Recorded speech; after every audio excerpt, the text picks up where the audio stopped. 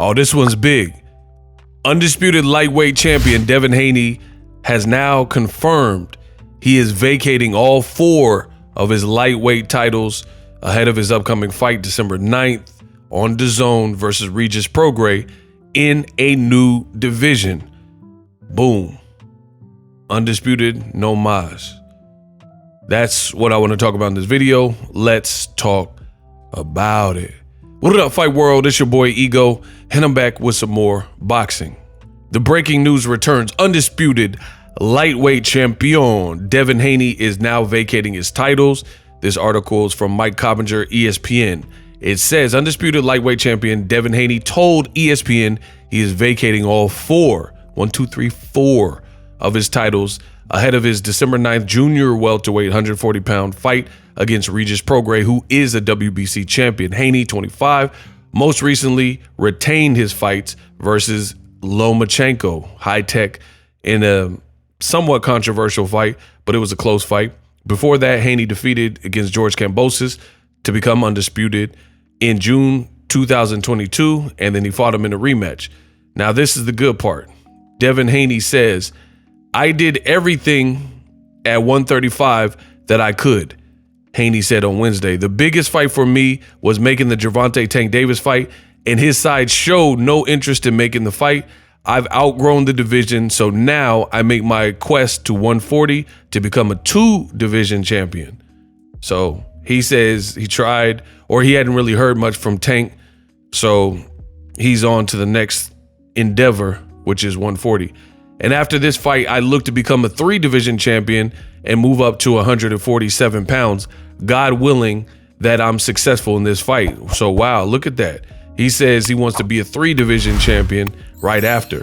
Now, I know he's been targeting Keith Thurman. Somebody said that he called out Jaron Ennis, or his dad did. I personally haven't seen the Jaron Ennis. I did see that he called out Keith Thurman. "You better not duck me, son. You better not. I'm coming." But I didn't see any kind of Jaron Ennis call outs.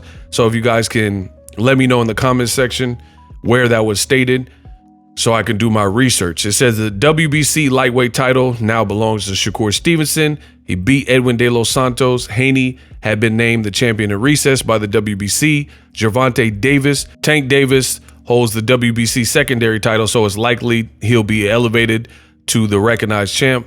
The vacant IBF title is expected to be contested between George Kambosos and Lomachenko, and the organizations, that's their top 2 contenders. I think one of the spaces is vacant, and then they're like number 2 and 3.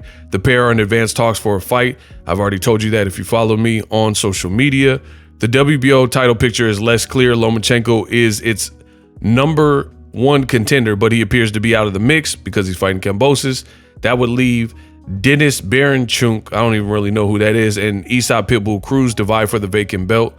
And it says Haney, meanwhile, said he is serious about his plan to fight at 147 after only 1 bout at 140. According to ESPN Bet, he was a negative 400 favorite as of Wednesday going on. He says, "I made history in becoming undisputed, and that was a milestone for me. They have him ranked number 7 pound for pound, but now I'm at the point in my career where I want to make the biggest and best fights happen in the world. I am a pay-per-view fighter." End quote. Devin Haney. Wow. Ego thoughts. I like it. Devin Haney, he made up a decision and he's running with it. So he made a decision as to not stall out the division, because like you got guys like Canelo Alvarez and he want to fight junior middleweights as a super middleweight champion, which doesn't make too much sense to me, but you guys ran with it because it was big names. Devin Haney, he's accomplished what he needed to accomplish at the lightweight division. His body needed a break, so he's relinquishing the titles. Good plan. Listen, I know Devin Haney's story because I've been here every step of the way covering it, right? The great thing that Devin Haney has done is Devin Haney went from being like really kind of a avoided boogeyman type to just talking and taking some risks and challenges to the point where Jojo Diaz had to fight him when Ryan Garcia pulled out, to Lomachenko pulled out of a potential Kambosos undisputed fight because Lomachenko was going to stay at home in war, you know, and defend his country or be there for his people. And Devin Haney sees these opportunities, and then now he continues to take risks, moving up to 140 pounds. And I like that, you know.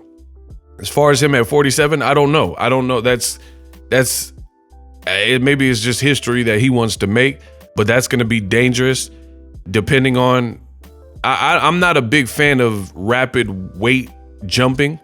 That's me personally. I think back in the day, guys would stay at a division, you know, lightweight, like Sugar Shane Mosley, one of the greatest lightweights ever. Stayed at lightweight, destroyed everyone. There was no match for him at lightweight. So he moved up to 47 to pursue bigger fights, got the Oscar De La Hoya fight, things like that. So I don't know about the welterweight, but it's not my decision. Devin Haney, if he wants to move up to welterweight, we'll see. You know, salute to him for taking challenges in his career, being young when he doesn't have to.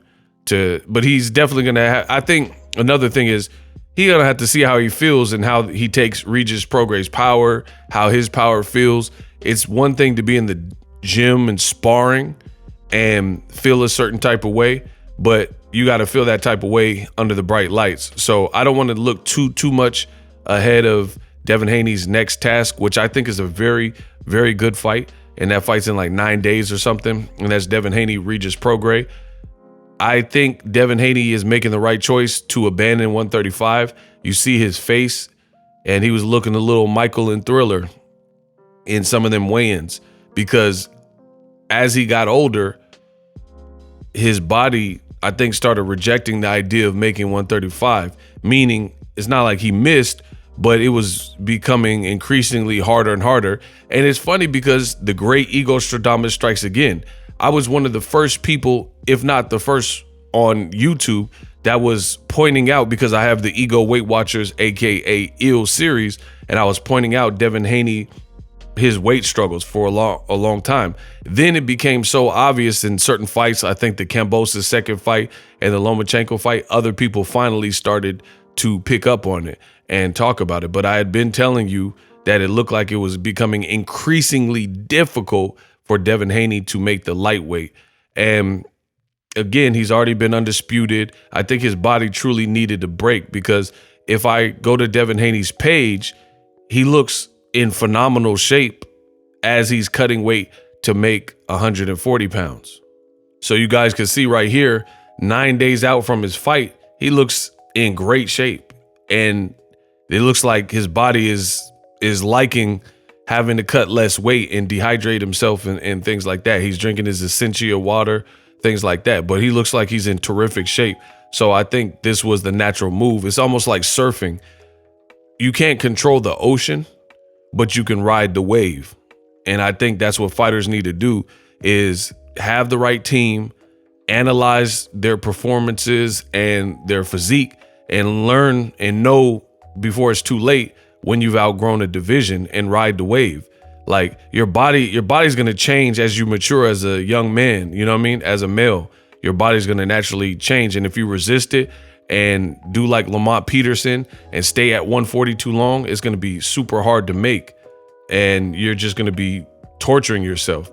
But if you ride the wave, and then as your body adjusts, you make the adjustments accordingly and move up with the times, then I think you can yield results. And I think a lot of fighters like Teofimo Lopez, what they end up doing is they'll complain about making lightweight, complain, and then wait till they lose to a Kambosos, and then all of a sudden now they want to jump up to 140 pounds when you could have beat Lomachenko, been a unified champion, and straight away moved up to 140, and you wouldn't have a loss on your record.